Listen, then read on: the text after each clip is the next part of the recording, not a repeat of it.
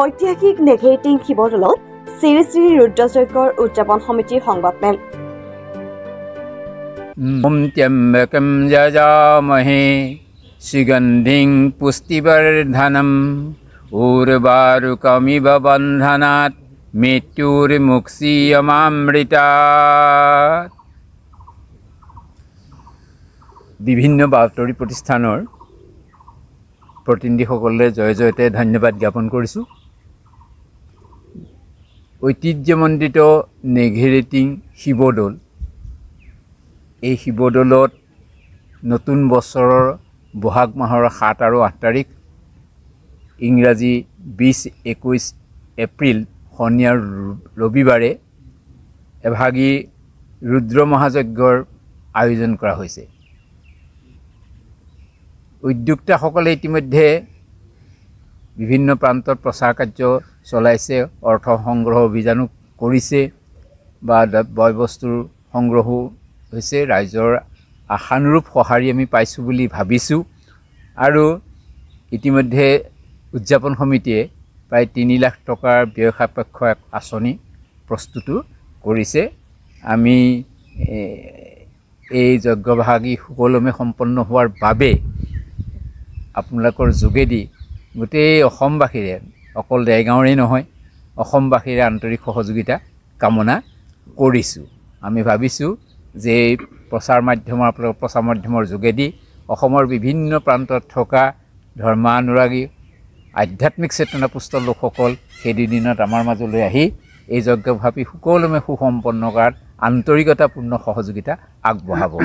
কেইদিনকৈ হ'ব কাৰ্যসূচী? প্ৰথম দিনা আভ্যুদয়িক শ্ৰাদ্ধ, গধূলি অধিবাস হ'ব আৰু পুৱা বেদপাঠ, ধৰ্মধ্বজা উত্তোলন, মণ্ডপ পূজন, জল আহৰণ আদি অনুষ্ঠানৰ পাছতেই মূল যজ্ঞ পূজা আৰু তাৰপিছত যজ্ঞৰ আহুতি প্ৰদান আৰম্ভ হ'ব। সেইহ'লে আমি আশা ৰাখিছোঁ যে 2 বজাত শান্তি সংখ্যাত নিৰ্মালি প্ৰদান হ'ব। আৰু মাজতে অতিথিসকলৰ কাৰণে আপ্যায়নৰ যথেষ্ট ব্যৱস্থা কৰাৰ কথাও ভবা হৈছে। সকলোৰে কাৰণে একাপ চাহ খাবলৈ অন্ততঃ সুবিধা কৰাৰ ব্যৱস্থা কৰা ভবা হৈছে। গতিকে আমি যিসকল লোকে ইয়াত যজ্ঞত পূৰ্ণাহুতিত নাৰিকল, ঘিউ আদি অন্যান্য সামগ্ৰী আগবঢ়াব বিচাৰে ইচ্ছাকৃতভাৱে, তেওঁলোককো আমি আহ্বান জনাইছোঁ, তেখেতসকলক সহযোগিতা আগবঢ়াব পাৰিম। ঐতিহাসিক দেৰগাঁও শিৱদৌলত এই যজ্ঞভাগ আয়োজন কৰা হৈছে। সভাপতিয়ে সকলোখিনি কথা কৈছে। এই যজ্ঞভাগত খুব কমেও 3000 মানুহৰ আগমন হ'ব বুলি ভাবিছোঁ। আৰু ইয়াত মানে যিসকল ভক্তই আহুতি প্ৰদান কৰিবৰ বাবে নাৰিকল দিব বিচাৰে, তেখেতসকলে আহি ইয়াত নাৰিকল, ঘিউ, চাকি দি পেলাই তেওঁলোকে অৰ্পণ কৰিব পাৰিব। কোনোবা যদি ভক্তই কিবা আগবঢ়াম বুলি ভাবে কেনেকৈ যোগাযোগ কৰিব পাৰিব? হয়, সম্পাদকৰ নম্বৰ 4জনৰ আটাইকেইজন আছেই, তেখেতসকলৰ ফোন নম্বৰতে যোগাযোগ কৰিব পাৰিব। হয়, 1960 চনৰ আগতে হৈছিলে বুলি গম পাইছোঁ, আমি কিন্তু দেখা পোৱা নাই। কিন্তু মই ভাবিছোঁ এয়াই প্ৰথম হ'ব নেকি ৰুদ্ৰযজ্ঞ দেৰগাঁও শিৱদৌলত।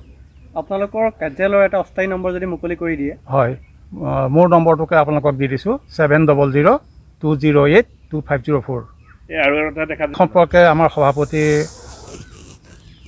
আমি ইতিমধ্যে বিভিন্ন যোগাযোগ কৰিছোঁ আৰু হ'ব বুলিয়ে নহয়, ধৰ্মানুৰাগীৰ বিভিন্নজন আমাৰ মাজলৈ আহিব বুলি আমি আশা কৰিব পাৰোঁ।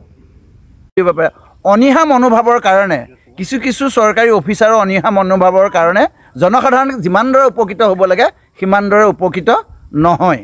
আচলতে যদি আমাৰ আয়ুক্ত মহোদয়ে ভাবে ইয়াৰ যথেষ্ট কৰিবলগীয়া কথা আছে, ওচৰৰ ৰিফাইনাৰী আছে, নুমলীগড় আছে, নুমলীগড় নিদিয়া কথা নাই, নুমলীগড় যথেষ্ট কৰি আছে, ইয়াতো কৰিব।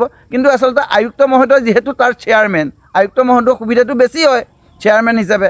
আমিতো সোমাবলৈকে দিগদাৰ, আয়ুক্ত সোমাবলৈ নোযোৱাৰ আগতে গেটখন খুলি থয়। তেতিয়াহ'লে তেওঁৰ পৰা যদি বেছি সুবিধা হয় তেতিয়াহ'লেতো কৰিব পাৰে।